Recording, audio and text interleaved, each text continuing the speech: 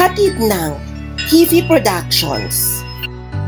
Isang palabas na maghatid ng good vibes sa inyong lahat. Tunghayan natin ang matigas na tinapay. Oh, hi! Kumari, kumusta ka dyan sa Paris? Ang ganda-ganda naman dyan. Sana all. Oh, flex ko lang kumare. Kasi habang hinintay ko yung assistant ko na bumili ng pandesal. So, eto na nga. So, eto yung aking outfit. This is from Gucci. 250 hulugan kay Kumars. Gucci yun, baliw. Gaga, Gucci yun. Mare, Gucci talaga yun. Gucci ba yun, Kumari? Oo na, Kumari. Nandiyan na yung pinabilan ko ng pandesal. Sige na.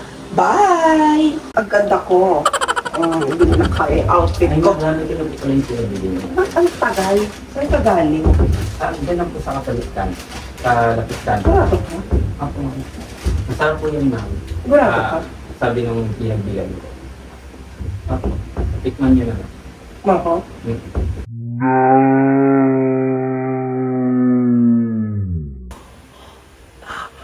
Ang tigas ng tinapay! Bobo ka talaga! Kahit kailan! Ano po kayo? Ha? Okay? Don't you know kung magkano yung pinagawa ko for my teeth? It costs 100,000 pesos. Sa tingin mo, mapapayaran mo yun? Pasensya na talaga, madam. Hindi ko naman po alam. May naisip po ako, huwag niyo lang po akong sisentahin. Ano yan? Pwede niyo pong gawin yung pudding niya. Di ba? Kasi matigas. O nga, no? Di ba? Oo. O nga. So, dahil na ikaw nakaisip, ikaw bumili ng ingredients. Alis! Huwag tatanga-tanga. Bilis! O, diba? Ang galing namin doon. Napabilib ko kayo sa aming acting skills. So, wag na natin patagalin. Gawin na natin ang bread pudding. Ang una natin gagawin ay hiwain natin yung tinapay. O, himay-himayin natin yung tinapay. Ang magandang tinapay sa paggawa ng bread pudding ay yung medyo stale o matigas. Kasi kapag medyo malambot pa yung tinapay o freshly baked yung tinapay, ang nangyari kasi doon ay hindi siya ganun nag-a-absorb ng liquid. Unlike na kapag matigas yung tinapay o stale, mas mag-a-absorb siya ng liquid. Pansinin nyo yung sa kape, di ba? Kapag matigas yung tinapay sa kape, anong ginagawa? Di ba sinasawsaw ninyo sa kape? So, anong nangyayari doon? So, syempre, lumalambot yung tinapay. So, ganun din yung principle nun behind that.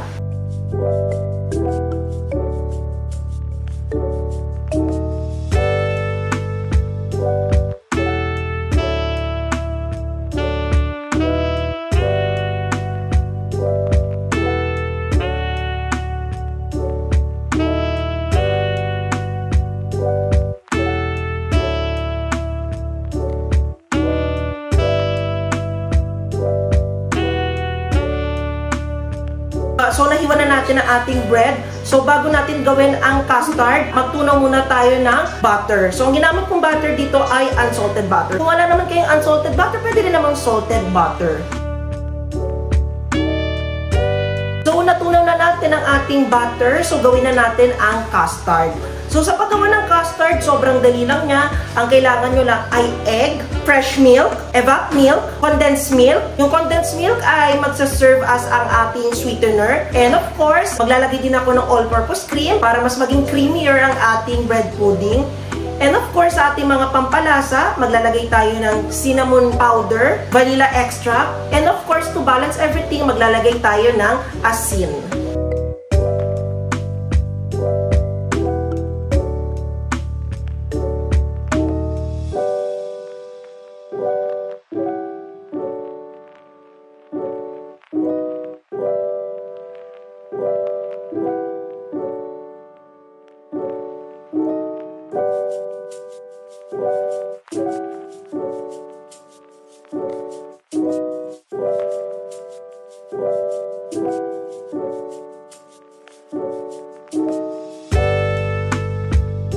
Nagawa na natin ang custard. Lalagay na natin ang ating custard sa hiniwang tinapay. Pagkatapos, ibabad lang natin yung ating tinapay for a few minutes. So by the way guys, pwede kayo maglagay ng mga add-ons katulad ng raisins and nuts. So pwedeng almonds, walnuts, depende yan sa preference ninyo.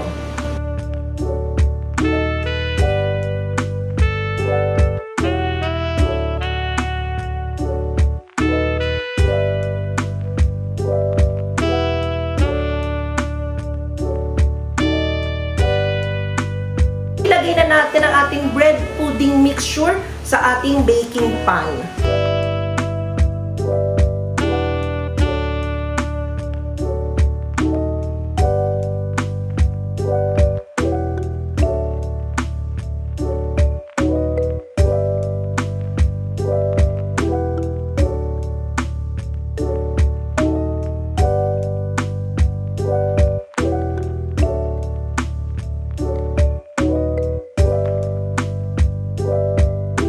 I-preheat natin ang oven 180 degrees Celsius or 350 degrees Fahrenheit. Pagkatapos, i-bake natin ito sa loob ng 40 to 50 minutes.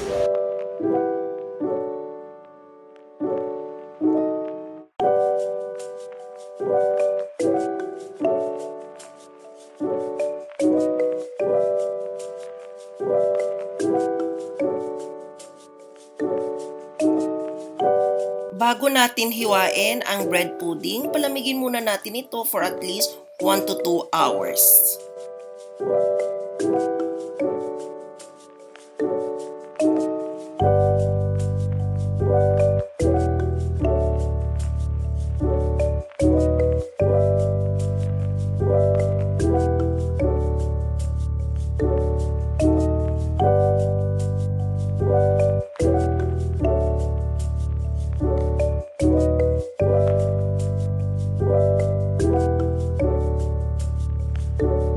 Oh, let's taste! O, diba? May pa-ice cream ang aking bread pudding. So, tikman natin. Sarap! Guys, creamy and tamang-tama yung tamis ng ating bread pudding. Bukod doon, nagko-complement talaga yung ice cream sa bread pudding. So, by the way, marami naman kayo pwedeng ilagay dito. Pwede rin namang custard cream. I mean, yung custard sauce, pwede rin namang honey, pwede rin naman kayo maglagay ng powdered sugar. Whatever your heart desire, di ba?